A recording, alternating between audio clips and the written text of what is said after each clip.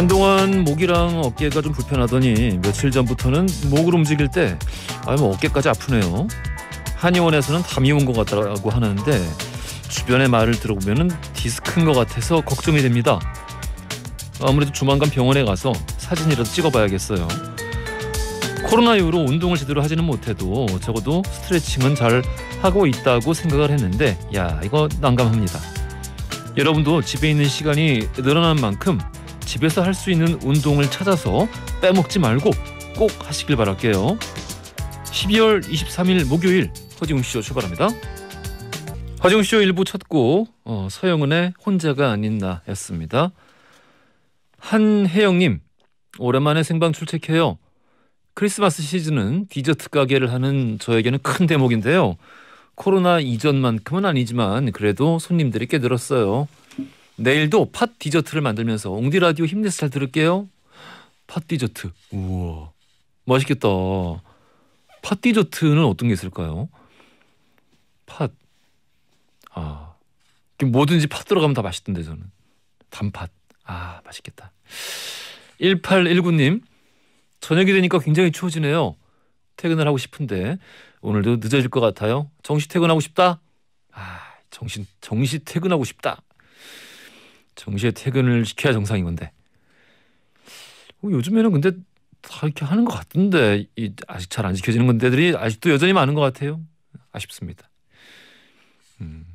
아직은 견딜만 하죠. 주말에 진짜 춥다 그러니까 조심하세요. 준비들 하시고.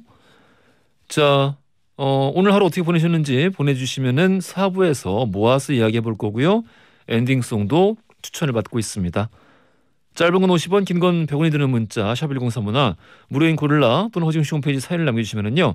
오늘은 추첨을 통해서 총 20분에게 크리스마스 홈파티 선물로 피자는 아니고 치킨도 아니고 피자와 치킨 둘 다 세트로 보내드리겠습니다.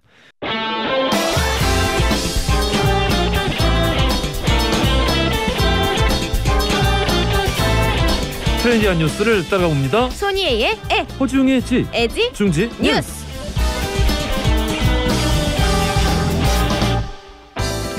컨텐츠 크리에이터 손예희 씨 나오셨습니다. 안녕하십니까? 안녕하세요. 저희가 오늘 크리스마스 분위기로 홈파티 선물을 드리고 있는데요. 피자에 치킨 어떻습니까? 솔직히 피자랑 치킨 다 주면은 그냥 한 상을 아예 차려주는 거 아니에요?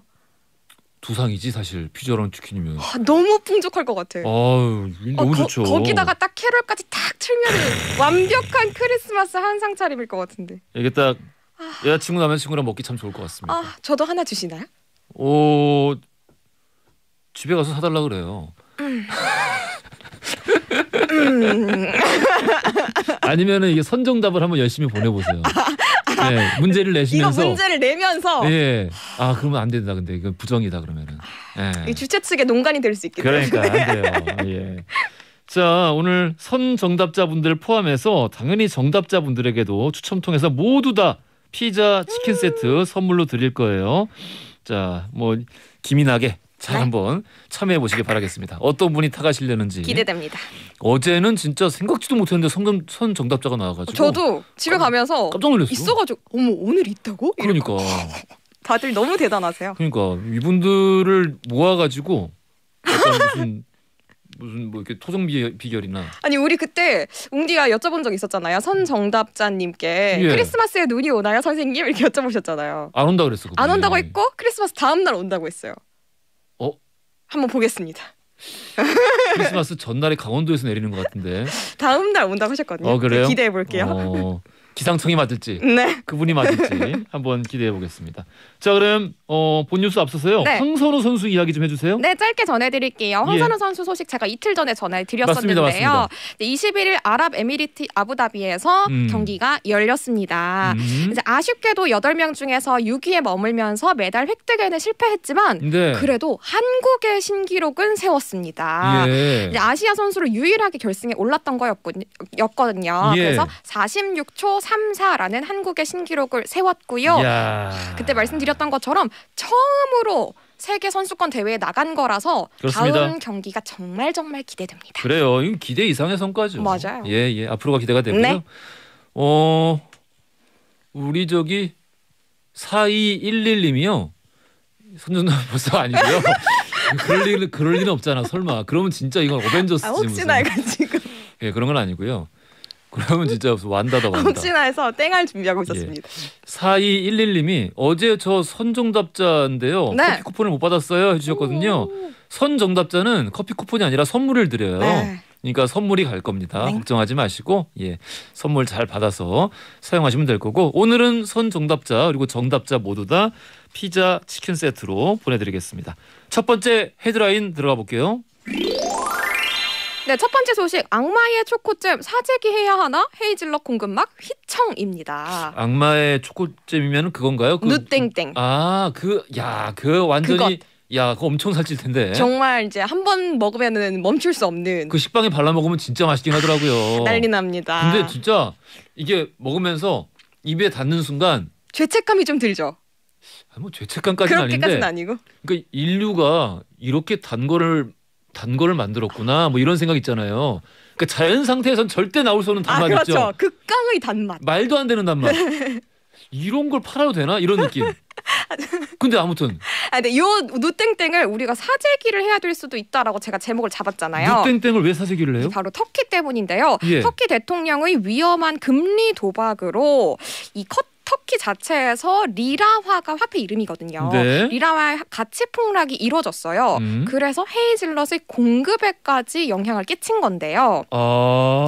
근데 이쯤 되면은 근데 그 터키의 문제랑 이 누땡땡이랑 무슨 상관이냐 하실 텐데. 원료인가 보지? 맞아요. 바로 터키산 헤이즐넛이 주 원료거든요. 이거 헤이즐넛으로 만들어요? 맞아요. 이 제조사인 이탈리아 기업이 터키에서 재배한 전체 헤이즐넛의 3분의 1이나 수입해서 누땡땡을 만들거든요. 네. 근데 터키 대통령의 금리 인하 정책이 이 정작 헤이즐넛 산업과 수출 업계에는 잃은 게 더 많을 정도로 타격을 준 거예요. 네. 그래서 이 헤이즐넛 농가들이 피해가 엄청난 겁니다. 그래요? 네. 예를 들어서 작년까지만 해도 톤당 215달러, 그러니까 우리 돈으로는 26만 원에 비료를 살 수 있었거든요. 네. 헤이즐넛 농가에서. 네. 그런데 이제는 3배가 치솟는 등 헤이즐넛 농가의 부담이 굉장히 커진 거예요. 정순영님 2번 헤이즐넛. 아닙니다. 6435님 3번 헤이즐넛. 아닙니다. 알겠습니다. 네, 그래서 헤이즐넛 농가에서 우리 차라리 헤이즐넛 농사 지을 바에는 뭐 공장 같은 데 취업을 하겠다라고 나선 분들이 나올 만큼 농가에서 큰 피해가 일어나고 있고요. 예. 그래서 아마도 이게 계속 지속이 되면 한동안은 누땡땡 악마의 초코잼을 살 수 없거나 혹은 가격이 굉장히 비싸질 것으로 예상됩니다. 이거 근데 국내에서 정식 유통으로 되는 거였나요? 아니면 해외 구매 이제는 되나요? 정식으로 들어오고 원래 있어요. 정식으로 들어오고 있었어요? 네네네. 그렇게 해서도 지금 그럼 사기 좀 어려웠다는 건가? 네, 지금 당장 이제 확보가 된 거는 영향이 없겠지만 앞으로? 그렇죠. 알겠습니다. 이거 애용하는 분들은 슬픈 소식일 것 같아요. 예, 기억해 두셔야 될 것 같습니다. 헤이즐넛 커피 뭐 이런 것도 그러면 다 좀 문제가 있겠네요. 크게는 영향이 있을 수 있죠. 알겠습니다. 터키 산업 구조를 볼 때 헤이즐넛 분야가 참 비중이 큰가 보네요. 맞아요. 엄청 커요. 이게 터키 주민 400만 명을 먹여 살리는 게 바로 헤이즐넛 산업이거든요. 그러니까 우리나라의 반도체가 터키에서는 헤이즐넛 산업이구나. 그렇게 비교를 해도 될 것 같아요. 그래서 생산량 자체가 줄어들고 있어서 문제가 심각하고 네. 사실은 헤이즐넛 생산량 감소를 하면 네. 이게 또 확대가 돼서 전 세계의 식탁 물가까지 영향을 끼치는 게 아니냐. 네. 이렇게까지 얘기가 나올 수 있어서 좀 불쾌한 결과를 가져오는 게 아니냐. 지켜봐야 될 것 같습니다. 강석진님 3번 리라화. 알겠습니다. 리라화 정말 신박하네요. 나올 법해요, 근데. 그런가요? 나올 법한 거지 뭐. 자, 다음 헤드라인 들어가 볼게요.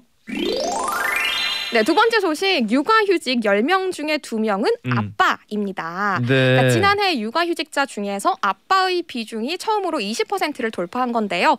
아빠 육아휴직자는 4만 명에 육박을 했는데 10년 전이랑 비교하면 20배 정도 늘어난 수치라고 합니다. 네, 뭐 남자들의 육아휴직 비중이 뭐 여전히 크진 않네요. 네, 아직은 좀 아쉬운데요. 우선 전체 통계부터 살펴보면 2020년 육아휴직 통계를 보면요. 지난 지난해에 만 8세 또는 초등학교 2학년 이하의 자녀를 대상으로 육아휴직을 시작한 사람이 16만 명 정도 돼요. 네. 2010년이랑 비교하면 이 전체 수치도 2.3배 많이 늘어난 수치인데요. 네. 이 중에서 아빠들, 그러니까 남자가 차지한 비중이 20%를 넘은 건 올해가 처음이라고 합니다. 늘긴 했는데. 맞아요. 근데 뭐 눈치 보여서 못 쓰는 거 아니겠어요? 맞아요. 네, 눈치 보이지. 그러니까 사실은 이게 사회적으로 해결돼야 되는 문제라서 예. 눈치 보여서 못 쓰시는 분들이 많으십니다. 예, 대부분 그럴 것 같습니다. 맞아요. 뭐 사실 그 아기를 낳는데 그 집에서 쉬면서 같이 돌볼 수 있다라고 하면 그걸 마다할 사람이 누가 있겠어요? 맞아요. 아이를 위하는 마음은 사실 아빠나 엄마나 똑같잖아요. 네, 똑같죠. 그러니까 사회적인 문제인 거죠. 자, 성승현님 3번 아빠. 근데 정답이 너무 귀엽다. 아빠. 이제 곧 엄마도 나오겠는데요. 자, 이야기 계속 들어볼까요? 네. 예. 그러니까 우리가 근데 이 출산 연령대도 예전에 비해서 정말 많이 늦어졌잖아요. 네. 그래서 전체 육아휴직자의 연령대도 한번 살펴보면 네. 35세에서 39세가 37.6%로 가장 많았고요. 네. 30세에서 34세가 그 뒤를 이었습니다. 그래서 10년 전이랑 비교를 하면은 정말 많이 늦어진 걸로 보이고요. 네. 이 아빠 육아휴직자 중에서는 35세에서 39세가 가장 많았다라고 합니다. 아하. 근데 업계도 좀 살펴봐야 되는 게 네. 육아휴직이 아직도 대기업 쏠림이 여전하대요. 그렇겠죠. 네. 그래서 지난해 육아휴직자의 63.5%가 종사자 규모 300명 이상인 소위 말하는 대기업이라서 네. 아직도 소규모의 기업들은 육아휴직이 많이 부족한 상황이다. 아쉽습니다. 아예 그냥 말도 못 꺼내는 그런 맞아요, 상황이 맞아요. 아닐까 싶습니다. 직업군에 따라서도 좀 비율이 다를 것 같아요. 네, 아빠랑 엄마랑 좀 다르게 나왔는데요. 네. 아빠 육아휴직자의 종사 산업은 제조업이 가장 많았고 그 다음이 공공행정이었습니다. 네. 네. 그리고 엄마 육아휴직자는 가장 많은 게 보건과 사회복지업, 네. 그 다음이 공공 그리고 교육 서비스업이었다고 합니다. 아, 그래요. 알겠습니다. 언젠가는 5대5로. 다들 그냥 신청할 수 있을 때 신청해서 마음껏 눈치 안 보고 맞아요. 쓸 수 있는 그럴 때가 오면 좋겠고요. 맞아요. 자, 오늘의 퀴즈 들어가 볼게요.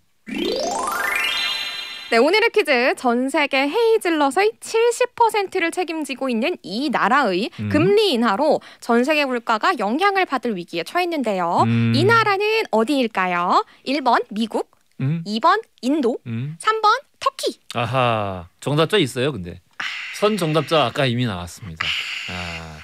어떤 분이 타실지. 정말 대단하시다 다들. 그래요. 대단하신 것 같아요. 정말. 정답 아시는 분들 짧은 건 50원 긴 건 100원이 드는 문자 샵 1035나 무료인 고릴라 보내주시면 자 말씀드린 대로 크리스마스 홈파티 하시라고 피자와 치킨 세트로 보내드리겠습니다. 희애 씨 오늘 고생 많으셨고요. 내일 뵙겠습니다. 감사합니다. 모차르트의 터키 행진곡 들으면서 2부로 갈게요. 허지용 쇼. 지금 너무 막히시나요? 지금 너무 뚫리시나요? 여러분의 퇴근길과 함께합니다. 매일 저녁 6시 허지웅 쇼. 퇴근길은 허지웅 쇼와 함께. 퇴근길은 허지웅 쇼와 함께. 매일 저녁 6시. 매일 저녁 6시 당신의 퇴근길과 함께합니다. 허지웅 쇼. 자, 출발합니다. 허지웅쇼 2부로 돌아왔습니다. 퀴즈 정답자 일단 전 세계 헤이즐넛에서 70%를 책임지고 있는 이 나라 3번 터키였고요. 선 정답자 6910님, 김종빈님 두 분이 선 정답자고요. 문제가 나오기도 전에 대단합니다.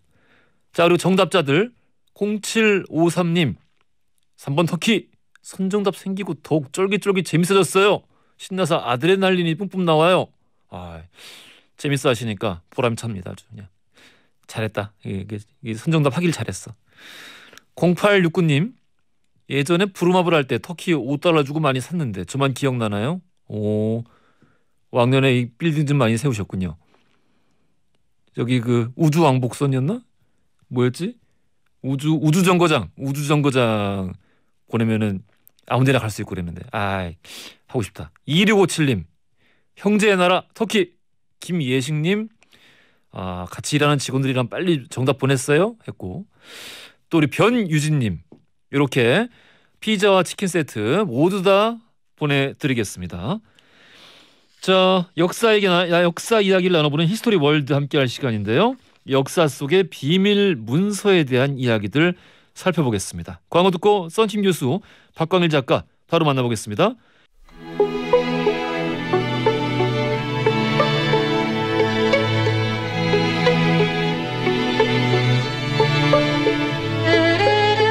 과거 속 역사를 통해 현재를 들여다봅니다. 히스토리 월드 역사여행 전문가 역사 귀요미 박광일 작가님 나오셨고요. 안녕하십니까? 안녕하세요. 박광일입니다. 야사의 달인 역사 개그맨 썬팀 교수님 나오셨습니다. 안녕하십니까? 두구둥 들어왔습니다. 누구세요? 저예요. 썬킴이에요. 문 좀 열으세요. 아이 잘 오셨어요. 메리 크리스마스. 메리 크리스마스. 야 이거 타이에서 이게 유행어가 되고 있는 것 같아요.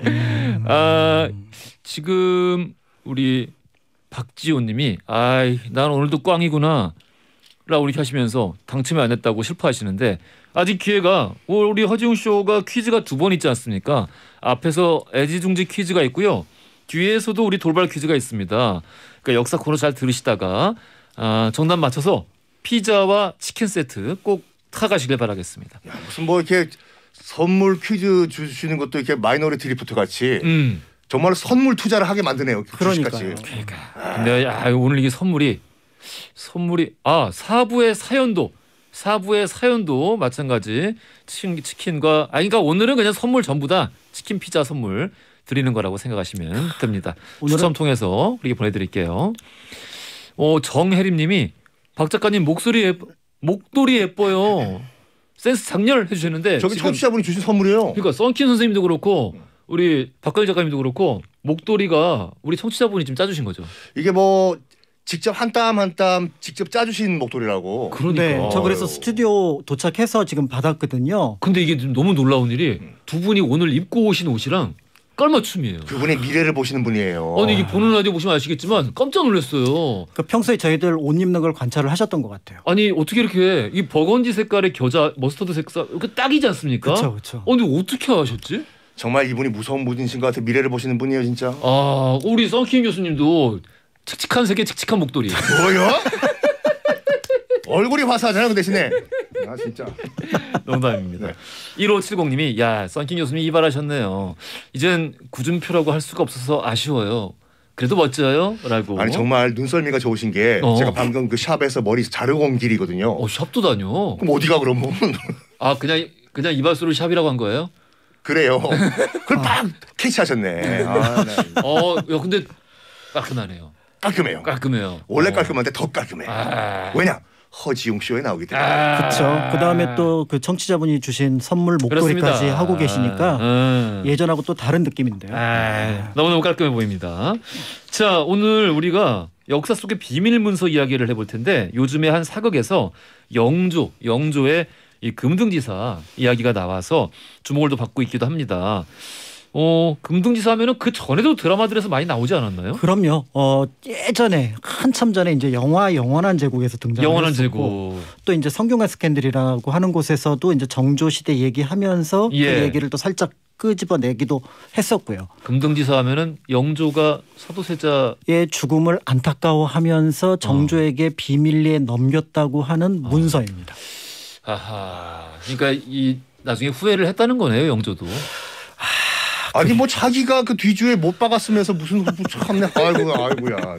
그러니까 이렇게 보낼 때는 언제고. 그러니까요. 나중에 이렇게 후회를 하면서. 근데 그거 궁금해요. 두 분 어떻게 생각하는지. 뭐요? 정말 영조가 성정이 그래서 그랬던 걸까? 아니면 정치적인 결단이었을까? 저는 이렇게 봐요. 영조란 인물이 이제 연인군이 정말 컴플렉스 덩어리였잖아요. 원래 그렇죠. 왕이 돼서는 안 되는 사람이잖아요. 맞아요. 예. 저희 이복형 그 경종 때문에. 그래서 조선 그 어떤 것도 다 명분이 필요한데 심지어 범죄와 전쟁 보면 건달들도 사람들 명분이 있어요. 명분이 필요하지. 성리학을 기초로 만든 조선이라는 나라에서 왕이 될 수 있는 명분이 없다? 그건 반정이에요. 그러니까 그거를 메꾸기 위해서 영조는 정말 노력을 했지만 태생 자체가 그런 걸 어떻게 해요. 엄마는 무술이고 나는 뭐 형을 죽였다는 그런 뭐 루머가 있고 하니까 나는 그렇게 태어났다고 치더라도 내 세자만큼은 완벽한 정통성을 부여하겠다라고 모든 애정을 다 사도세자한테 올인을 했는데 그러니까 어떤 종류의 흠결도 니들이 발견할 수 없는 완벽한 왕세자를 보여주겠다. 그러니까 사도세자를 영조는 이 아들로 본 게 아니라 자기의 정통성 결핍을 채워줄 수 있는 존재로 봤는데 그렇습니다. 실패했기 때문에 아웃된 거죠. 그러니까 뭐 성정 쪽에 가깝다. 그러니까 당시에 진짜 뭐 화가 나서 너무 안타깝기도 하고 화가 나기도 하고 아들이 아니라 결핍을 채워줄 수 있는 존재가 아니었다. 그냥 도구적인 존재로 치워버린 것이다. 우리 작가님은? 저는 조금 다른 견해인데 예. 정치적인 결단도 상당 부분 인정을 해야 되지 않을까. 정치적인 결단일 수도 있다라는 생각이 듭니다. 물론 이제 이와 같은 비슷한 처지를 겪은 사례가 한 번 더 있었어요. 예. 태종입니다. 태종. 그러니까 태종이 이제 양령이 왕의 어떤 자격이 없다고 판단해서 충령으로 넘겼는데 맞습니다. 이때는 이제 충령이 양령을 살려두게 되면서 성공을 했지만 영조 같은 경우는 스스로 이제 어떻게 보면은 사도를 죽음에 이르게 했기 때문에 실패한 어떤 정책이라고 볼 수가 있는데 그럼에도 이제 분위기가 좀 달랐던 부분들도 있고요. 그 다음에 이제 양령 옆에는 효령, 충령 같은 형제들이 있었던 반면에 사도 옆에는 형제가 없었습니다. 그러니까 거기서 이제 선택지를 태종은 충령을 선택을 했지만 영조는 세손을 선택할 수밖에 없었던 상황이라고 보여지는 부분들이 있고요. 그런 면에서 볼 때 어떻게 보면 파국을 막기 위한 당시 장치로서 그렇게 보여야 되지 않을까. 그래서 사실은 이제 영조의 어떤 행동에 대해서는 과함이 있다고 하더라도 너무 과하지. 사도의 광증에 대한 표현, 그러니까 조금 증세가 안 좋았다라고 하는 표현들에 대해서는 그런 건 정사에는 확실히 기록이 돼 있죠. 실록, 승정원일기, 한중록, 심지어는 민간 자료까지 공통적으로 등장을 하고 있는데 이제 거기에 대한 처분이 과하다. 이런 부분들이 있는 거죠. 이게 되게 안타까운 사건이에요. 근데 자기가 알고 있는 이제 정조가 누구냐에 따라서 약간 세대 차이가 나는 것 같아요. 저는 이제 영원한 제국에서 정조하면 이제 안성기 씨죠. 네가 날 쏘고 가라. 누구라 생각해요? 뭐야? 뭘? 누구? 그러니까 갑자기 실미도가 왜 나와? 제대로 흉내를 내든가. 비슷하지 않았어? 비겁한 변명입니다. 차라리 나 쏘고 가라. 뭐야 그게? 영원한 제국의 안성기 씨를 얘기하면서 갑자기 실미도로 바뀌었습니다. 그러니까요. 근데 이제 사실은 이 금등지서라고 하는 게 그게 뜻 자체를 풀어보면은 쇠사슬로 상자를 묶어놓은 글자라는 뜻이에요. 그러니까 이게 이때 갑자기 등장한 게 아니라 원래 이게 서경에 등장하는 시경에 등장하는 어떤 얘기의 하나의 부분이거든요. 그래서 금등이라는 말이 실록에 계속 등장을 합니다. 이게 그러니까 원래 우리나라에서 유래된 말이 아니죠? 중국의 고사입니다. 그래서 이제 그 주공이 이제 무왕이 이제 병이 들었으니까 자신의 생명을 바쳐서라도 바꿔서라도 무왕의 어떤 병을 낫게 하겠다라고 했는데 그걸 나중에 숨겨놨다가 이제 주공이 나중에 귀향을 갔는데 그 아들인 성왕이 그 문서를 발견하고 우리 숙부가 이렇게 공명정대하고 희생정신이 있는데 다시 돌아줬으면 좋겠다라는 뜻을 그 금등지사를 통해서 확인을 했다라고 하는 것이 있어서 일종의 이제 비밀의 문서이기도 하지만 국가에 충성하고 또 임금을 생각하는 뜻을 담긴 문서로도 같이 해석을 합니다. 그러네. 알겠습니다. 아까 우리 썬킴 교수님 말씀해 주셨는데 예전에 안성기 씨가 정조의 이미지였다면은 지금은 이제 이서진 씨겠죠? 그러면은? 지금은 현빈 씨죠. 우통 벗고. 현빈 씨인가? 네. 지금은 준호라는데요? 2PM의 준호. 개그맨 김준호 씨가 아니라. 뭐야. 손 들고 계세요. 저희 벽 보고. 그래요. 지금 현재 드라마가 방영 중이라고. 알겠습니다. 금등지사 하나만 가지고도 이렇게 재밌는 얘기가 많이 나오는데 오늘 역사서 비밀문서 얼마나 재밌는 얘기들이 나올지 기대가 많이 됩니다. 어디부터 가볼까요? 시작하셨으니까. 네. 사실은 이제 조선 얘기 말고 우리 역사를 바꾼 비밀 문서 전달이 두 번이 동시에 벌어졌던 사건이 있습니다. 네. 바로 1919년 해그 특사? 3.1운동입니다. 3.1운동. 사실은 3.1운동하고 비밀 문서하고 무슨 관련이 있을까라는 생각을 하게 될 텐데요. 네. 널리 알려진 것처럼 1918년부터 1919년 사이가 혁명적인 분위기였잖아요. 1차 세계대전 끝난 이후에. 그러면서 이 3.1운동을 촉발시키게 된 계기는 바로 뭐냐면 파리 강화회의에 우리나라 대표를 파견을 할 텐데 김규식을 이제 파견을 하거든요. 저기 여운형 선생이. 근데 문제는 여기에 가서 한국 사람들이 독립을 원한다라는 것들을 각국 대표가 알게 하기 위해서는 시위가 일어나야 돼요. 아, 시위가 있어야 되는구나. 그렇죠. 왜냐하면 그 전에 뭐 합방 청원서 이런 것들을 그 일진회를 포함한 어떤 친일파들이 낸 상황이었기 때문에 네. 그러니까 각 지역에서 만세 운동이 펼쳐져야 되는데 이제 여러 지역 뭐 연해주라든지 만주라든지 일본이라든지 한반도에서 만세 운동을 펼쳐야 되는데 사실은 이제 가장 먼저 움직였던 게 28 독립선언을 준비하고 있었던 도쿄 유학생들이죠. 아하. 그런데 이 도쿄 유학생들이 한 1월 중순까지 봤는데 저쪽에 본토가 안 움직이는 거예요. 아니 여기서 우리 학생들이 움직이는데 네. 저쪽이 안 움직이네. 그래갖고 와세대 대학을 다니고 있던 송계백이라고 하는 학생이 예.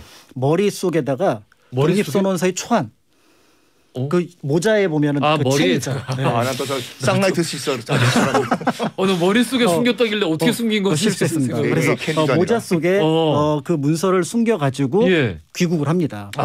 귀국을 해서 그래서 이제 그 중앙학교를 가서 선배였던 현상윤, 당시 이제 중학교 선생님이었던 현상윤을 만나는 거죠.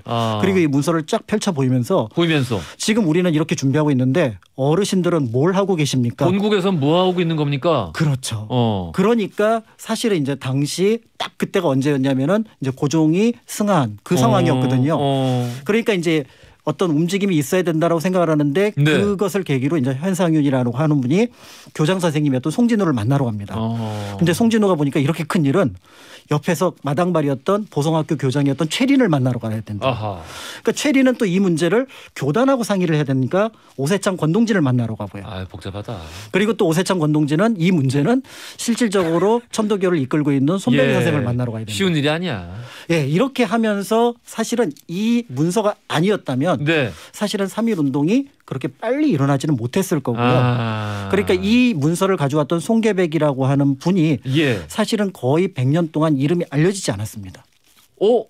아니 왜 문서를 가져왔는데 그럼 기록이 남아있어야 되는 거 아닌가? 이때 당시에 이 사람 지금 제가 언급했던 분들이 전부 다 경무총관부에 끌려가거든요. 네. 송계백이라는 사람의 존재를 아무도 안 말했어. 밝히지 않아요. 야. 그러니까 독립운동사가 연구하기가 어려운 이유 중에 하나가 바로 뭐냐면 그러네. 서로 가짜로 이름을 대는 경우도 많고요. 그러니까 발고를 안 한 거야. 그러니까요. 야. 그러니까 우리는 분명히 28 독립선언서가 본국에 와서 그게 촉발시켰던 움직임은 파악을 했는데 예. 이 전달자가 누구냐라는 것들을 한 몇 년 전에 겨우 밝혀냈고요. 그래서 그 학생이 이제 최팔룡 옆에 사진을 찍은 28 독립선언서 보면 맨 끝에 송계백이라고 하는 조금은 좀 살집이 있는 그분의 어떤 이름을 확인을 하게 된 거죠. 이거 생각지도 못한 부분에서 감동받네. 그렇죠. 그래서 우리가 보통은 독립선언서 또는 어떤 그런 것들을 할 때 몰랐던 부분이고 그다음에 어쨌든 이렇게 해서 막 급하게 준비가 됐는데 네네네. 문제는 이제 독립선언서가 굉장히 중요한 역할을 하거든요. 네. 일제 앞에 싸우는데 누구는 선언하고 누구는 청원하고 하면 안 되니까 그래서 그 선언서를 만들어서 2만 1,000매를 우여곡절 때 찍었는데 이게 2월 27일 날 다 찍습니다. 그럼 2월 28일 하루 동안 보내야 되는데 딜레마에 빠져요. 어떤 딜레마냐면 이게 가능하면 전국으로 퍼져야 되는데 문제는 이게 1일경에 발각이 되는 순간 만세운동은 할 수가 없게 되는 거죠. 그런데 기적적으로 이것이 모두 연결이 되면서 3월 1일 서울을 포함해서 7개 이상의 도시에서 만세운동을 펴지게 된 거죠. 알겠습니다. 우리 3827님이요.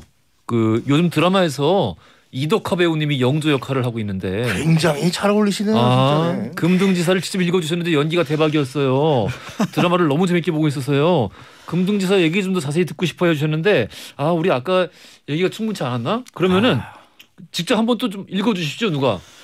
사실 이 금등지살은 영조가 글을 쓴 것을 정조 17년에 신하들을 불러놓고 네? 내가 금등지사 전체를 너희한테 얘기할 수는 없다. 그중에 2구절만 너희한테 얘기를 하마. 그러니까 여기 문제 2문장. 네. 그 2문장이 이렇게 시작이 됩니다. 이거 좀 비장하게 읽어주십시오. 네. 지금 BGM인 거죠? 예. 네. 피 묻은 적삼이여 피 묻은 적삼이여 오동나무여 오동나무여 누가 영원토록 금등으로 간수하겠는가. 천추의 나의 품으로 돌아오기를 바라고 바란다. 이게 영조의 말인 거잖아. 그렇죠. 영조의 말이죠. 우리 이거 한 번씩 다 해봅시다. 저는 송강호 씨 버전으로 하겠습니다. 알겠습니다. 송강호 씨가 그 영화 사도에서 영조였기 때문에. 야 야가 뭐예요? 시작하자마자 야가 뭐예요? 이게 문제가 뭐냐면 사극 때문에 오해한 것이 조선시대 때 왕이라고 해서 알겠어요. 이런 목 쉰다니까. 알겠어요. 세자야, 피 묻은 적삼이여, 피 묻은 적삼이여, 오동나무여, 오동나무여, 누가 영원토록 금등으로 간수하겠는가? 야, 천추의 나의 품으로 돌아오기를 바라고 바란다. 아하, 그래요. 앞에 야는 왜 붙은 건지 모르겠습니다. 그러게요. 그래요. 요거 우리 지금 요즘 시대에 쓰는 말로 한번 풀이 좀 해주시겠어요? 그러니까 이거를 풀어보면은 사실 앞에 부분은 피 묻은 적삼이여, 피 묻은 적삼이여. 여기까지는 다들 아실 것 같고요. 네, 그러니까 적삼이 이제 적었다는 거고 동이어는 아마 그 나무를 어떻게 보면은 뒤주를 가리키는지. 오동나무 관. 아니면 그 뒤주를 가리키는지 아니면 이 상자를 보관한 그러니까 이 문서를 보관한 상자를 가리키는지는 우리가 보통 이제 우스개 얘기할 때 오동나무 관을 준비했지 이런 얘기를 많이 하다 보니까 그렇죠. 자연스럽게 관이 떠올라서 아유. 솔직히 그래서 누가 영원토록 이거를 비밀리에 상자 안에 간수하겠는가? 천추의 나의 품으로 너의 뜻이 너의 마음이 세자의 마음이 나한테 돌아오기를 바란다. 약간 용서를 구하는 건가? 저기 창경궁 문정전 앞에 8일 동안 7월 땡볕에 갖다 놨잖아요. 그러니까요. 영조가 자기 사도세자를. 그러면서 자기는 삼시세끼 다 찾아 먹었어요. 엄청 잘 먹었다고. 꼬박꼬박 다 씹어 먹었어요. 그래서 그 아들은 쪄 죽었는데. 제가 그 창경궁 가면 그 똑같은 사이즈의 뒤주가 있었거든요. 제가 한번 들어가 봤어요. 창경궁에 있는 뒤주에 들어가셨다고요? 똑같은 뒤주가 체험하는 게 있어가지고 뚜껑이 안 닫혀요. 굉장히 작은 뒤주예요. 그 내가 같이 갔어야지. 내가 그 잠궈버렸을 텐데. 뭐예요? 잠그고 맨날 놀려야지. 띵띵띵띵띵.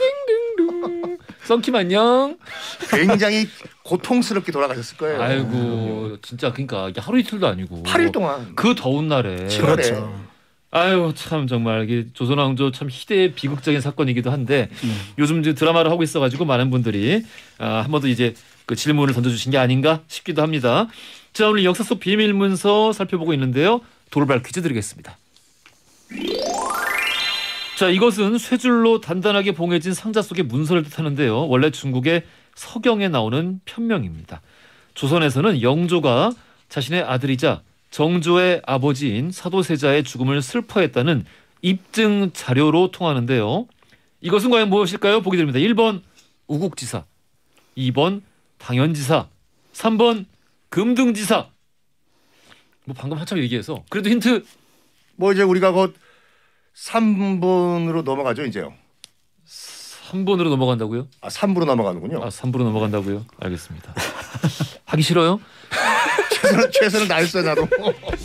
정답 아시는 분들 짧은 건 50원 긴 건 100원이 드는 문자 샵 1035나 무료인 글로 보내주시면 추첨동에 선물 오늘 피자와 치킨 보내드리겠습니다. 자 미카의 위아 골든 들으면서 3부로 갈게요. 허지웅쇼 3부로 돌아왔습니다. 히스토리 월드 박광일 작가 썬킴 교수 모시고 역사 속의 비밀 문서에 관련된 이야기 살펴보고 있는데요. 우리 2부에서는 금등지사 그리고 3.1운동의 그 어떤 그 맥락에 28 독립선언서 초안을 국내에 전했던 송계백 이야기. 그렇습니다. 네. 그 얘기까지 해봤고요. 자, 그 다른 또 우리 역사 속 비서 비밀 문서 이야기.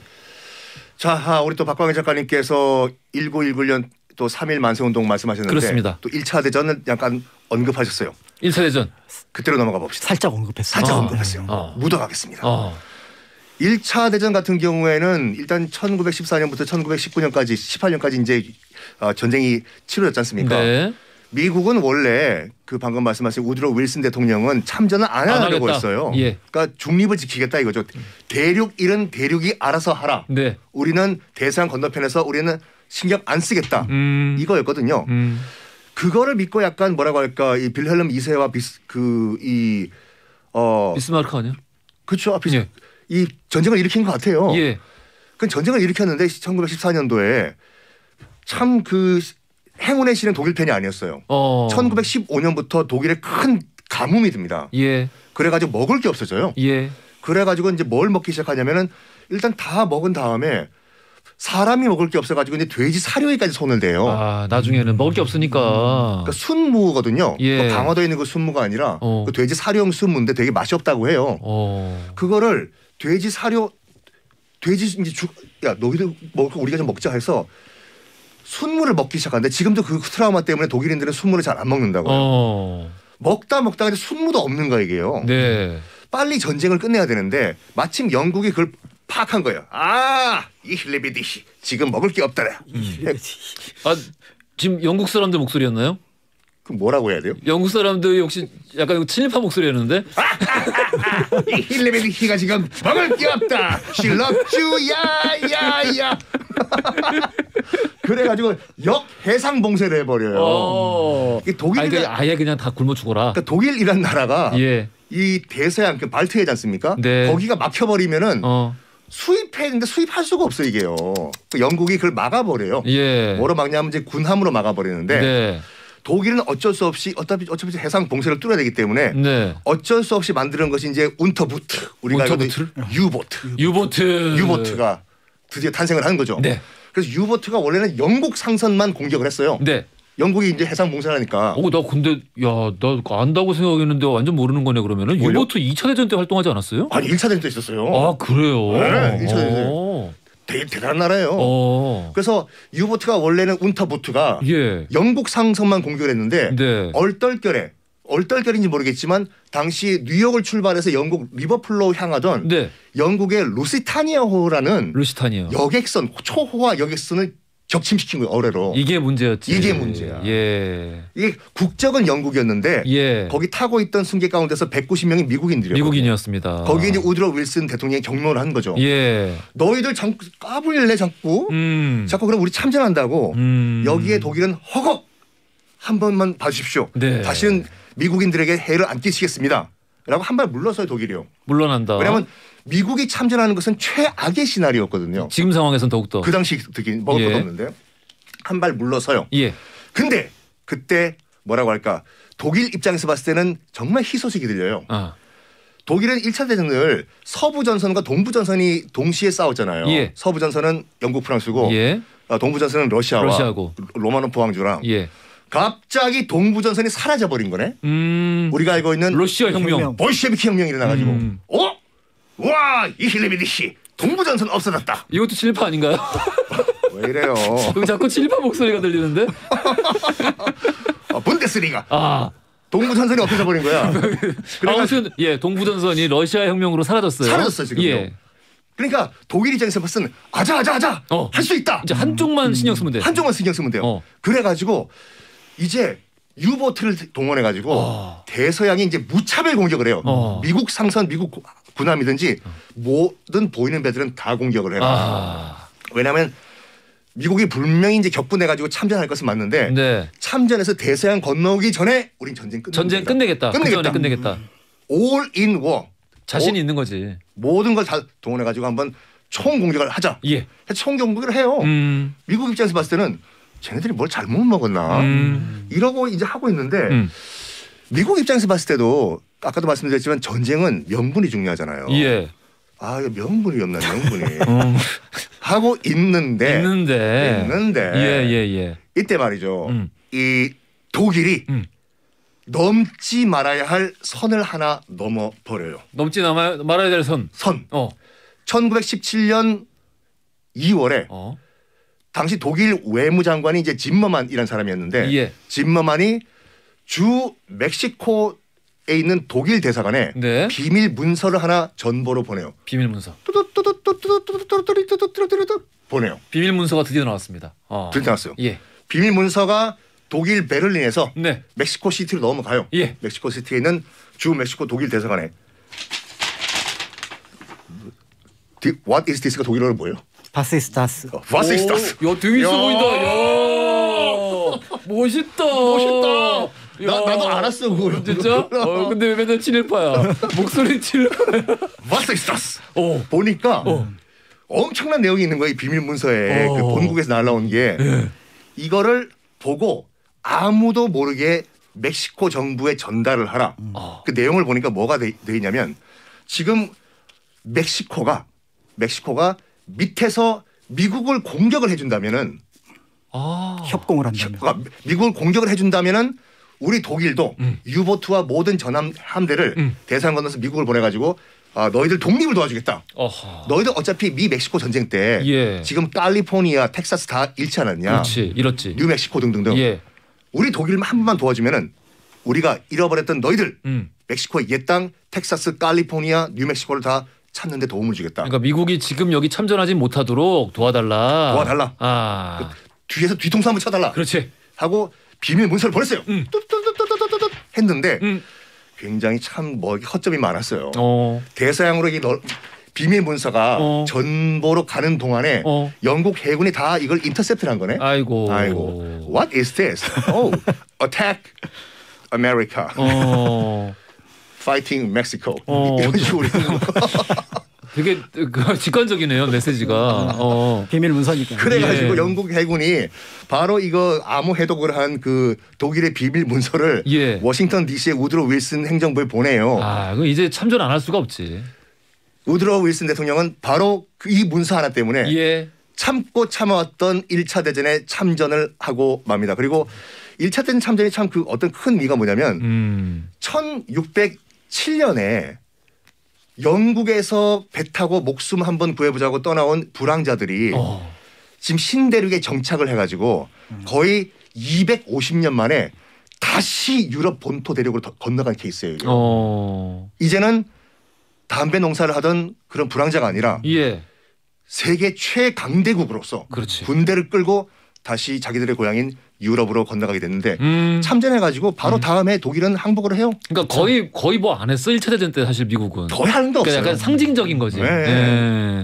어쨌든 1차 대전에 미국이 참전하게 된 계기는 이 비밀문서 한 장 때문이었다. 야, 그 속발 안 됐으면 미국과 멕시코 사이의 권력 관계에도 역사에 만약은 없습니다만은. 그렇죠. 뭔가 지금과 같진 않았을 것이다. 조금 복잡해질 수도 있었을 것 같아요. 그러니까 남미 상황이 어떻게 됐을까? 남미가 만약에 사실상 어떤 미국의 농장 역할을 하면서 많이 좀 지금 혼란하지 않습니까? 전반적으로요. 여전히 남미가 만약에 이때 미국의 뒤통수를 치는데 성공을 해서 뭔가 정치적으로나 군사적으로나 경제적으로 뭔가 일취월장했다. 그러면 되게 많이 달라졌을 것 같아요. 세계의 모습이. 그렇죠. 어차피 뭐 그 1898년에 쿠바 미 스페인 전쟁이 있지 않습니까? 거기서 이제 스페인이 짐으로 해가지고 이 중남미의 패권이 스페인에서 미국으로 넘어갔지 않습니까? 맞아요. 이게 제일 큰 그 세력권은 멕시코였거든요. 만약에 멕시코가 미국 남부라도 텍사스라든지 캘리포니아만 다시 되찾았더라도 지금의 많이 달랐겠지. 많이 달라졌을 거예요. 많이 달랐겠지. 우로도스 그게 빠스 아민고. 아까 그럴 때 독일을 팍 멋있게 해줬어요. 이게 멋이 있는 거지. 아니 솔직히 스페인어가 멋있어요. 훌리오 이글레시아스가 원래 라틴 계열 언어가 다 예쁘죠. 우노도스 라스트라 비스타 시엠프레. 되게 친일파가 아침에 일어났을 때 목소리 아닌가요? 세뇨라. 목소리 잠겨가지고. 알겠습니다. 자, 그 비밀문서 얘기가 역시 이렇게 재밌구나. 재밌어요. 네. 전쟁 얘기가 하나는 나올 줄 알았어요. 비밀문서 그렇죠. 보통 이제 전쟁에서 난수로 많이 쓰이니까. 자, 그러면 다음 비밀문서 얘기는 어디로 가볼까요? 자, 미국 얘기했으니까요. 네. 미국 얘기 받아서 비밀 문서, 슬픈 전달되지 못한 문서 이야기. 전달되지 못한 비밀 문서. 네. 이야기를 하도록 하겠습니다. 그리고 이제 또 아까 이제 송계백이라고 하는 인물도 등장을 했는데 아마 지금 말씀드릴 인물도 들어보신 분이 많지 않을 것 같다라는 생각이 듭니다. 1882년에 조미소 통상 조약이 체결될 때 굉장히 흥미로운 내용들이 그 조약 안에 포함이 됩니다. 조미 통상 조약. 1조에 보면은 서로 두 나라 사이에 어려움이 있을 때는 도와준다라고 하는 거중 조항이 포함이 되거든요. 네. 그러니까 조선이 어려우면 미국이 도와주고 미국이 어려우면 사실은 도와줄 수는 없겠지만 조선이 도와준다라고 하는 마음으로 도와준다. 네, 그런 내용들이 포함이 되어 있었는데 이제 만국 공법을 믿고 있었던 고종으로 볼 때는 이 미국이 그래도 이 조약까지 맺었으면 언젠가는 도와줄 텐데 그때가 바로 지금이다라고 했던 게 앞에서 잠깐 나왔던 파리 강화 회의입니다. 그러니까 밑에서는 사실은 이제 독립운동가들이 따로 움직였다면 예. 고종 역시 그것을 염두에 두고 이거를 저쪽으로 전달을 했으면 좋겠다. 그러니까 이 원본을 가지고 미국 대표한테 얘기를 하고 네. 그다음에 그거를 다른 나라 대표들한테 얘기를 하면은 사실은 당신들의 도움을 원하는 우리가 어떤 근거를 가지고 얘기를 하는 거다. 이 얘기를 하려고 했던 것 같아요. 네. 그런데 그 문서를 가지고 갈 뻔했던 인물이 여성입니다. 성함이 김란사. 김란사 선생님. 네. 그래서 이 김란사라고 하는 분이 사실은 이제 무역상에 따라 비교적 이제 넉넉한 생활을 했는데 네. 좀 혼인은 좀 늦게 했던 것 같아요. 한 21살 정도에 혼인을 했고. 21살이 당신이니까. 예, 보통 그때 한 15, 16에 혼인을 할 때였으니까 조금 늦은 편이었고. 예. 그 남편이 이제 하상기라는 분인데 이분도 굉장한 엘리트입니다. 네. 그래서 이제 인천 계양장에서 사법, 행정, 외교 업무를 담당하고 어떻게 보면은 굉장히 의식이 트여 있었던 그런 남편이었던 거죠. 그런데 이제 이분이 늦게 이제 혼인을 하고 나서 이제 무슨 생각이 들었냐면 공부를 해야겠다. 공부를 해야겠다. 그래서 조선에서 여성을 가장 잘 가르치는 학교가 어딘가 봤더니 이화학당이었던 거죠. 그래서 이제 1894년에 이화학당에 입학 원서를 딱 냅니다. 거부됩니다. 왜? 혼인을 한 여성은 받지 않습니다. 결혼한 사람은 네. 지금은 없어졌죠. 지금은 없어졌어요. 네. 얼마 전까지 있었어요 이화여대. 네. 결혼한 사람은 원래 입학해요. 그러니까 진짜? 이 내용이 딱 받아들여지니까 김난사 같은 분이 이게 물러설 분이 아니잖아요. 네. 무슨 말이냐 교장 선생님 나오시라고. 그래서 그 교장 선생님이 이제 프라이 교장 선생님이었는데 예. 그때 이제 학당장이었는데 이분이 나와서 얘기를 하는 겁니다. 생각해 보십시오. 어머니가 공부를 하지 않으면 그때 이제 마침 딸을 하나 둘 때였어요. 내가 딸을 어떻게 가르치겠습니까? 그렇지. 그러니까 제가 여기 입학을 하겠습니다. 이화학당의 설립 취지와도 맞지 않는다. 그렇죠. 그래서 사실은 굉장히 예외적으로 이 김난사라는 분이 이화학당에 입학을 하게 됩니다. 그래서 입학을 해서 공부를 열심히 하고 있는데 1895년에 서재필이라는 필립 제이슨이라고 하는 분이 막 연설을 하는 거예요. 이 땅의 민중들이여 동포들이여 공부를 하십시오. 눈을 넓히십시오. 그럼 내가 외국으로 가야겠네? 라고 해갖고 공부를 이미 하고 있었는데 더 해야겠다. 그렇죠. 그래서 이제 유학을 결정을 합니다. 그래서 남편 같이 가자. 아이는 잠깐 부모님한테 맡겨놓고 라고 해갖고 두 사람이 어디로 가냐면 게이오로 갑니다. 근데 게이오 대학으로? 네. 와세다 게이오가 있으니까 경영의숙이죠. 그래서 게이오로 갔는데 거기서 한 1, 2년 공부를 해보니까 별거 아니야? 여기 뭔가 아닌 것 같은 거예요. 미국 가 미국. 그래서 미국으로. 어디 우리 학교? 그래서 웨슬리안 대학으로 갑니다. 그 동부에 있는 그 여학교 굉장히 명문 학교죠. 명문 학교고 당시 이제 그 흑인들이 좀 다녔고 그다음에 여성들을 받는 몇 안 되는 학교였던 거예요. 그때는 혼자 갔어요? 그때는 이제 혼자 갔습니다. 그때는 혼자 갔고. 그러면서 이제 남편의 이름을 따서 그때 이제 갔는데 문제는 이제 거기서 이름을 물어볼 텐데 조선의 여성들이 그때 이름을 갖지 않은 경우가 굉장히 많았잖아요. 란사였잖아요, 아까. 란사라는 이름이 사실은 그때 지어진 이름이 아닙니다. 그러면 김란사 선생님은 그전엔 이름이 없었어요? 그렇죠. 그런데 거기에다가 뭐라고 적었냐면 들어가니까 보통 우리가 영어원 같은 거 할 때 또 이제 크리스천이니까 자기가 좋아하는 성인들이 있을 거 아니에요. 보통 마리아, 제시카. 그런데 그 성인 중에서 그 안나라고 하는 분이 낸시라는 이름으로도 불린다고 하더라고요. 그래서 그 낸시라는 이름을 자기 영어 이름으로 씁니다. 낸시. 그다음에 그거를 가지고 남편이 하시니까 미세스 하잖아요. 미세스. 예. 그러니까 지금 2018년까지 이분의 이름은 뭘로 밝혀졌냐면 하낸시였어요. 하낸시. 근데 그 낸시를 한자로 바꾼 게 란사구나. 낸시가 한자로 란사로 읽었을 때. 그래서 성함이 이렇게 남겨진 거군요. 그렇죠. 그래서 처음에는 2018년까지는 아마 여러분들이 검색을 해보면 김란사가 검색이 안 되고 하란사가 검색이 될 겁니다. 그러니까 그분의 어떤 이제 발자취를 찾아가니까 이제 이렇게 밝혀진 건데요. 네네네. 그래서 이제 이거를 가지고 미국에서 공부를 하고 다시 이제 들어왔습니다. 들어와서 이제 처음에는 경동교회에서 이제 그 학생들을 가르쳤는데 시간이 지나니까 이화학당에서 이와 같은 훌륭한 인재를 그냥 둘 수 없다라고 해서 가르쳤는데 마침 그때 이제 1916년 17년에 학생들 모임이 하나 생겼어요. 우리는 따로 공부를 하고 싶습니다. 더 열심히. 이문회라고 하는. 이문회. 그 안에 유관순 열사가 포함됩니다. 유관순 열사의 선생님이시다. 김난 선생님이 유관순 열사의 스승이었군요. 네. 그러니까 여러 선생님 중에 한 분이었던 거죠. 그리고 그 프라이 교장님은 지금도 그때 당까지도 프라이 교장님 계속 계셨었고. 예. 그러니까 이런 어떤 인연 속에서 사실은 어떻게 보면 하나의 교육자로서 역할을 하게 됐는데 끝날 뻔했는데 웨슬리안 대학에서 같이 공부했던 사람 중에 의친왕이 있었어요. 누구? 의친왕 고종. 고종의 아들. 의친왕. 네, 이강. 예. 그래서 그 의친왕하고 인연이 있어서 결국은 고종의 영어 통역 담당자가 됩니다. 아, 통역까지. 야, 근데 이분 인생 진짜 스펙타클하네. 그러니까 이제 이렇게까지 연결이 되니까 그래서 이제 마침 아까 말씀드렸던 1차 세계대전 끝나고 파리 강화회가 열린다고 하니까 아까 조미수호 통상조약의 그 거중조약 그 원본을 가지고 그래서 파리로 가려고 하는 그 참에 1919년 1월 21일 날 이제 고종 황제가 승하를 하잖아요. 예. 그러면서 이 계획이 일단은 무산이 됩니다. 무산이 됐군요. 무산이 됩니다. 그런데 이 의친왕으로 볼 때는 그 이제 독립을 했던 몇 안 되는 왕족이거든요. 네. 그러니까 아버지의 뜻을 이어받아서 다시 한번 가주세요.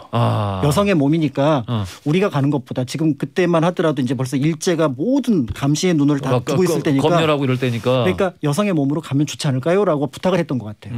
그래서 의친왕의 부탁으로 잠시 북경에 들러서 파리로 가려고 하는데 북경의 어느 식당에서 식사를 하고 나서 갑자기 돌아가십니다. 왜?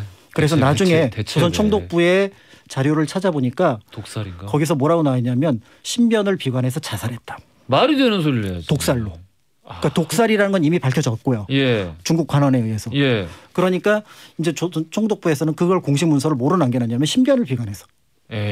그러니까 그 신변 비관의 이유는 당시 독립운동을 하던 청년들이 잡혀서 비관을 했다 그러는데 사실은 이런 미션을 받은 분이 그러니까 그럴 리가 없지. 그러니까 결국은 누군가 밀정이 이런 나쁜 쫓아가서 결국은 김난사 선생의 운명을 막았던 것 같습니다. 이게 참 파란만장한 인생이네요, 말 그대로. 그렇죠. 그래서 우리가 보통 이제 헤이그 특사만 돌아오지 않은 밀사라고 얘기를 하지만 이 김난사 선생 역시 돌아오지 못한 밀사로서 그리고 어쩌면은 일제가 진짜로 밀정을 붙여서 그의 미션을 막았던 존재로서 그리고 그가 전달하려는 문서는 사실 이제 우리한테는 남아있지 않고요.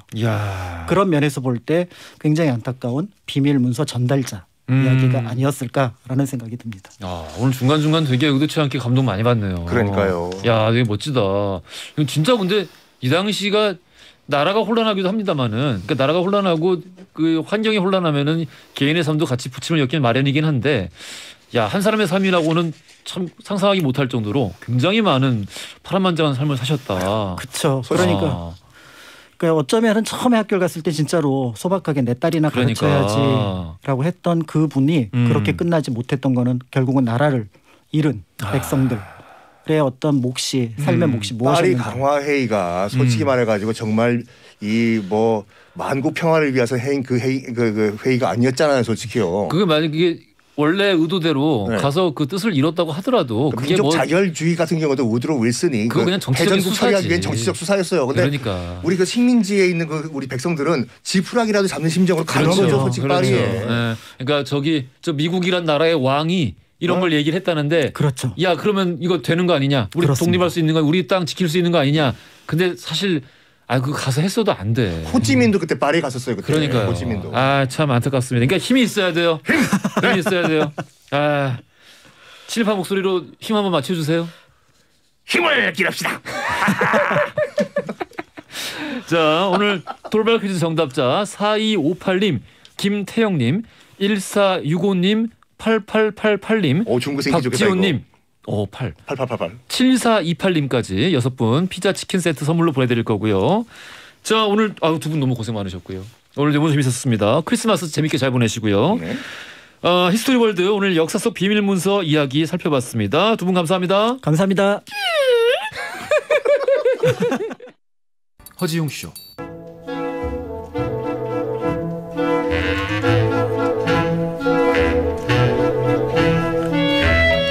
여러분의 하루를 읽어보는 시간, 나의 친애하는 하루. 자, 오늘은 또 어떤 일들 있으셨나요? 8349님, 동탄에서요 공인중개사 사무소를 운영하고 있는 청취자입니다. 2달 동안 공들여서 진행한 계약이 불발돼서요 맥이 빠지네요. 퇴근길에 5년 동안 신은 구두 옆구리도 터지고요. 웃음만 나오는 하루입니다. 맛있는 피자 치킨 먹고 기운 내고 싶습니다. 해주셨어요. 많이 공을 들였는데 불발이 되고 퇴근길엔 구두 옆구리가 터지고. 저는 엊그저께 타이어를 윈터 타이어로 바꿨는데 다음날 펑크 났습니다.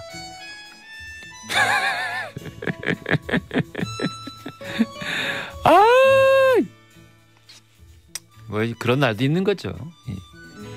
너무 상심하지 마시고요. 더 좋은 계약 올 겁니다. 그 동네도 그런 거래 활발한 동네 아닌가요? 동탄이면 유명한, 뉴스에서 많이 들은 것 같은데. 피자 치킨 세트 보내드릴게요. 2243님, 웅디, 엊그저께 저희 아내가요 지방에서 올라오는 길에 차선을 끼어들었다고 보복 운전에 욕설에 성적 비하 발언까지 들었어요. 오늘 영상을 보고 있는데요, 제 손이 막 떨리네요. 지금 운전도 못하고 힘이 하나도 없는 아내를 보니까 내일 꼭 경찰서 가려고요. 제가 들어도 굉장히 화가 나는데 당사자는 어떨지요? 진짜 보복 운전 같은 건 없어져야 될 것 같아요. 라고 이렇게 보내주셨습니다. 이게 또 가족이 누군가에게 이런 부당한 이유로 듣지 말아야 될 소리를 듣고 있는 거를 이렇게 보면은 이 심정이 어땠을지 좀 위로드리고 싶습니다. 좀 추스리시고요. 일단 감정을. 그리고 경찰서 가서 신고하면은 순리대로 처리되지 않을까 싶습니다. 이 보복운전 같은 경우는 세잖아요. 이게 처벌 기준도 셉니다. 왜 그럴까요, 대체? 그 순간을 못 참는 걸까? 좀 안타깝긴 합니다, 참. 아내분도 좀 잘 추스려서 좀 위로해 주시고 맛있는 거 드시라고 피자 치킨 세트 보내드릴게요. 1003님, 저 내일 약속 초대받았습니다. 케빈에게요. 나홀로 집에로. 15년째 솔로라서요. 저에겐 케빈밖에 없어요. 이렇게 보내주셨는데 저런. 근데 뭐 저도 나홀로 집에를 안 볼 뿐이지 다른 거 보려고요. 전 뭐 난 좋은데, 난 하나도 안 우울해요. 너무 좋은데. 케빈이랑 같이 나눠 드시라고 피자 치킨 세트 보내드릴게요. 1240님이 청해주신 시인과 촌장의 사랑일기 듣고 올게요. 8018님이 청해주신 한동준의 너를 사랑해까지 듣고 왔습니다.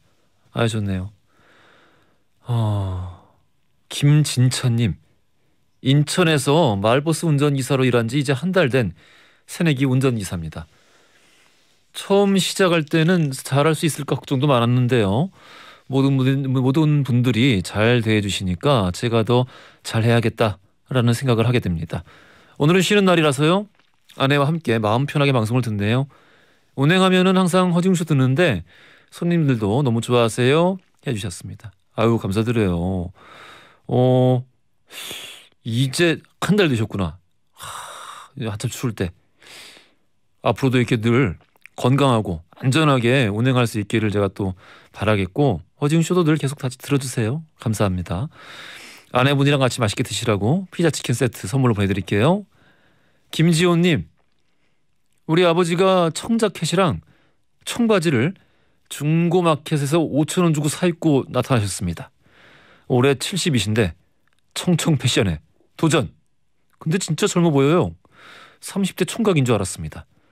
청자켓은 웅디만 어울리는 게 아니었네요. 아버지 축하드립니다. 라고 보내주셨어요. 사진도 찍어서 같이 보내주시지. 왠지 멋있습니다. 나이 들어서 이렇게 좀 꾸미고 다니시는 분들, 전 되게 좋아 보이더라고요. 오히려 되게 젊었을 때보다는 나이 들어서 좀 이렇게 꾸미고 다니는 게 멋있는 것 같습니다. 청청 패션, 멋있을 것 같은데. 피자 치킨 세트 선물로 보내드릴게요. 아버지 드리세요, 아버지. 6378님, 웅디, 저는 오늘 하루 큰아들에게 줄 크리스마스 선물을 포장했는데요. 우리 집의 별난 둘째는 산타 할아버지한테 초능력을 선물을 받고 싶다네요. 이걸 어떻게 해야 되나요? 아이의 꿈을 지켜주고 싶긴 한데 고민이 됩니다. 어머니가 그 초능력을 어떻게 주지? 요즘 히어로 영화를 보고 아이가 초능력을 갖고 싶다고 생각을 한 것 같은데 초능력까지는 제가 잘 모르겠고요. 어머니로서의 자존심을 세워드려야 되니까 피자 치킨 세트 보내드릴 테니까 요거 둘째한테 다리는 둘째 주세요. 그냥 그럼 되지 뭐. 초능력보다 다리 2개 다 먹는 게 낫습니다. 2712님이 청해 주신 오아시스의 Don't Look Back in Anger 듣고 돌아올게요. 내일은 코너지기 김관진 씨 모시고 선곡 배틀쇼 난세의 가능으로 함께하고요. 기대만 해주십시오. 오늘의 엔딩송 권희경님이에요. 웅디 오늘은 하루 휴가 내고요. 오랜만에 가족들이랑 함께 방송을 듣고 있습니다. 초등학교 1학년 딸이 웅디를 너무 좋아해요. 저녁 먹고 남편이랑 따뜻한 차 한잔하면서 방송을 듣는 이 시간이 너무 소중하네요. 노용심의 별걸 다 기억하는 남자 신청합니다 해주셨거든요. 감사드리고요. 가족이랑 같이 드세요. 피자 치킨 세트 보내드릴게요. 나 오늘 완전 피자 치킨 산타네 그냥. 자, 이 곡 들으시면서 저는 내일 저녁 6시 5분에 다시 찾아뵙겠습니다. 지금까지 허지웅이었습니다.